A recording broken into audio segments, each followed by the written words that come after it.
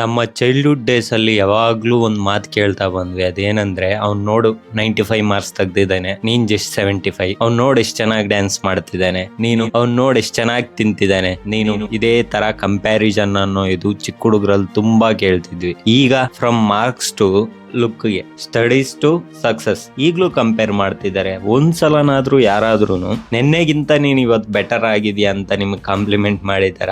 No one bro. ಯಾರಾದ್ರೂ ಒಬ್ಬ success ಆಗಿದ್ರೆ ಅವನ್ನ ಕಾಪಿ ಪೇಸ್ಟ್ ಮಾಡ್ಬೇಕು, ಇಲ್ಲ ಅವನ್ ತರನೇ ಬಿಹೇವ್ ಮಾಡ್ಬೇಕು. ಇದೇ ತರ ಚಿಕ್ಕ ಹುಡುಗರಿಂದ ನಮ್ಗೆ ಹೇಳ್ಕೊಟ್ಟು ನಮ್ಮ ಒರಿಜಿನಲ್ ಪೊಟೆನ್ಷಿಯಲ್, ನಮ್ಮ ಒರಿಜಿನಲ್ ಇಂಟ್ರೆಸ್ಟ್ ನೆಲ್ಲ ನಾವು ಮರ್ತೋಗಿದೀವಿ. ಸೊ ಇದನ್ನ ಓವರ್ಕಮ್ ಮಾಡ್ಬೇಕು ಅಂದ್ರೆ ಜಸ್ಟ್ ಯಾರೇನಾದ್ರೂ ಹೇಳಿ ನಿಮಗಿಷ್ಟ ಏನು, ನೀವು ಅದಕ್ಕೋಸ್ಕರ 100% ನಾನು ಇಟ್ಟೇ ಇಡ್ತೀನಿ, ನನ್ಗೆ ಅದ್ರಲ್ಲಿ ಸಕ್ಸಸ್ ರೇಟ್ ಇದೆಯೋ ಇಲ್ವೋ, ನಾನ್ ಹ್ಯಾಪಿ ಆಗಿರ್ತೀನಿ ಅನ್ನೋದನ್ನ ಚೂಸ್ ಮಾಡ್ಕೊಳ್ರಿ. ಹಂಗಂತ ಪೇರೆಂಟ್ಸ್ ಮಾಡಿರೋ ತಪ್ಪಂತ ಹೇಳಕ್ಕಾಗಲ್ಲ. ಯಾಕಂದ್ರೆ ಆಲ್ರೆಡಿ ಅವ್ರ ಸಕ್ಸಸ್ ನೋಡಿ ಚೆನ್ನಾಗಿ ಆರಾಮಾಗಿದ್ದಾರೆ. ಸೊ ನಮ್ಮ ಮಕ್ಳು ಯಾಕೆ ಕಷ್ಟ ಪಡಬೇಕು? ಅದೇ ಪಾತಲ್ಲಿ ಹೋದ್ರೆ ಇವರು ಚೆನ್ನಾಗಿರ್ತಾರಲ್ಲ ಅಂತ ಪೇರೆಂಟ್ಸ್ ಹೇಳಿರ್ತಾರೆ, ಅಥವಾ ರಿಲೇಟಿವ್ಸ್ ಯಾರಾದ್ರೂ ಕಂಪೇರ್ ಮಾಡಿದ್ರೆ ಅದಕ್ಕೆ ಮಾಡೋದು. ಸೊ ಇದರಿಂದ ನಮ್ಗೆ ಒಂದು ಫಿಯರ್ನಾದ್ರೆ ಅವರು ಇಂಪ್ಲಾಂಟ್ ಮಾಡ್ಬಿಟ್ಟಿದ್ದಾರೆ ಚಿಕ್ಕ ಹುಡುಗರಲ್ಲೇ. ಇದನ್ನು ಓವರ್ಕಮ್ ಮಾಡ್ರಿ. ನಿಮ್ಗೆ ಈಗ ಏನ್ ಇಷ್ಟನೋ ಅದನ್ನ ಮಾಡ್ಲಿಲ್ಲ ಅಂದ್ರೆ ಒಂದು 60-70 ಬಂದಾಗ ರಿಗ್ರೆಟ್ ಆದ್ರೆ ಕಾಡುತ್ತೆ. ನನ್ನ ಚೈಲ್ಡ್ಹುಡ್ ಡೇಸ್ ಅಲ್ಲಿ ನಾನು ಹಂಗ್ ಮಾಡಿದ್ರೆ ಚೆನ್ನಾಗಿರ್ತಿದ್ದೆ, ಹಿಂಗ್ ಮಾಡಿದ್ದಿದ್ರೆ ಚೆನ್ನಾಗಿರ್ತಿದ್ದೆ ಅಂತ ರಿಗ್ರೆಟ್ ಇರುತ್ತೆ.